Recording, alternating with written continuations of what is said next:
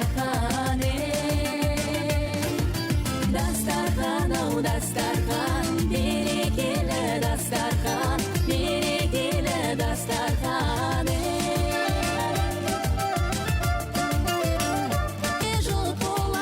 жолаушымыз біз деген асыл мұрат іздеген дастархан дастархан берекелі дастархан берекелі дастархан дастархан дастархан берекелі дастархан берекелі дастархан. Сейчас я вам покажу приготовление казахского национального блюда щельпек.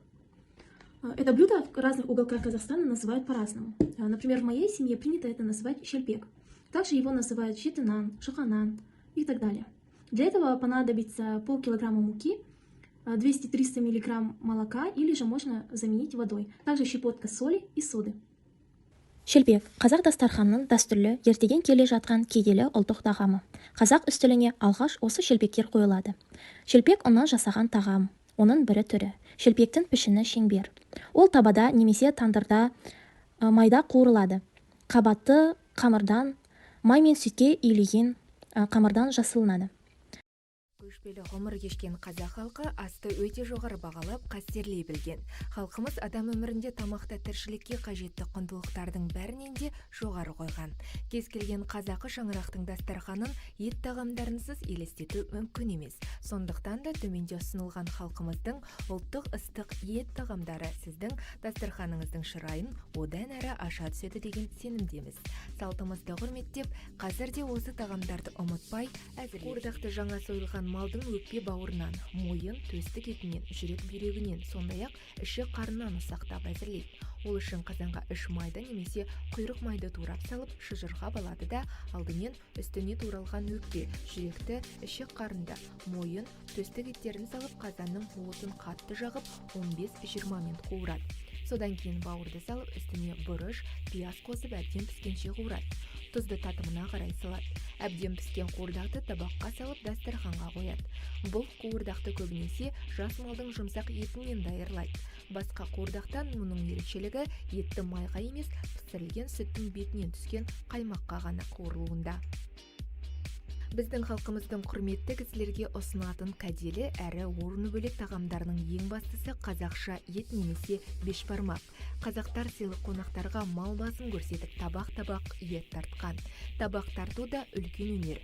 Әр табақ қонақтың дәрежесі мен жасына, электік жолына сәйкес келу керек.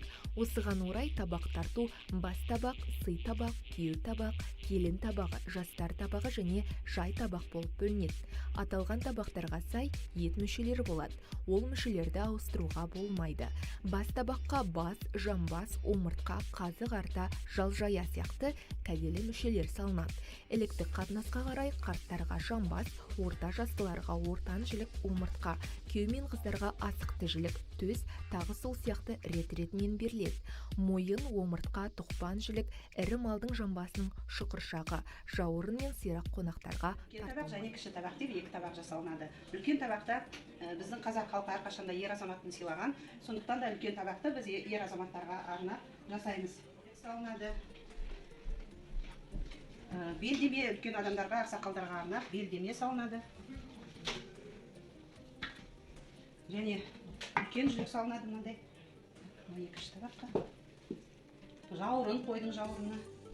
Екінші табағымызға да сондай қойдың мүшелері салынады. Омыртқасы. Жыл басы 22 наурыз жақындағанда әрбір үйде келер жылғы тоқшылық пен ырыс, құттың жоралғысы ретінде дастарханға өзге де ұлттық тағамдармен қоса міндетті түрде наурыз көже пісіріледі. Наурыз көже ұлыстың ұлы күні жасалатын қасиетті ас. Оған тары, арпа, бидай, бұршақ, күріш сияқты 7 түрлі дән мен ақ қосылады. Түркі халықтарының ұғымында 7 саны қасиетті саналғандықтан наурыз көжеге 7 түрлі дәм қосылады. Оған қоса ол тоқшылық пен ырыс құттың жоралғысы. Жалпы, наурыз көжеге дәнді дақыл қосудың бір мағынасы бір тамырдан өсіп өнген дәндей ұрпағымыз көп болсын деген тілек болса керек. Ендігі кезекте мен сіздерге даярлану тәсілдерінің бірін ұсынайын. Қазанға су құйып, ет, қазы қартаны салып қайнатамыз. Алғаш қайнағанда сорпаның көбігін алуды ұмытпаймыз. 1,5-2 сағаттай қайнатып, етті сүзіп аламыз. Енді дәндерді жақсылап жуып, бірінші бидайды салып, 5 минут қайнатамыз. Екінші жарманы салып, оны да 5 минут қайнатамыз. Одан кейін тарыны саламыз. Ағырған қосқыңыз келсе, талғамыңызға қарай құрт, айран немесе күріш сынды өнімдерді қосуларыңызға болады. Ал мен ақ күрішті қосатын боламын. Дәміне қарай тоз мөлшерінде анықтап аламыз. Дәндер пісіп болдау дегенде оттан түсіріп, салқын жерге қоямыз. Қазаннан түсірілген еттерді ұсақтап турап, барлығын сорпаға қосып, қайта араластырамыз. Дайын болған көжені ыдысқа толтырып құйып береді. Бұл жаңа келген жылдан несібесі ортаймасын дегенді білдіреді. Әрі сол құйылған көжені тауысып ішу керек, әйтпесе ырзығы кем болады дейді. Наурыз көже ішшілерде ақсақалдар. Қарықып құтты наурыз, қазанға толсын сарыуыз, қайнасын наурыз көжеде, толтырып ішке кесеңе, ұлыстың ұлы күнінде, көппенен бірге күлімде, көбейсін жаңа достарың, молайсын елге қосқаның. Жарасып көңіл хоштығы, бекісін халық достығы, ішінде жүрсе аз ғана, шайылсын өкпен азналы. Жастардың самса ботауы, мейірім төксін отаны, әспеттеп ата дәстүрін, әсем боп өссін жас буын. Кірбің тартпасын кәрілер, барының дәмін беріңдер деп бата береді.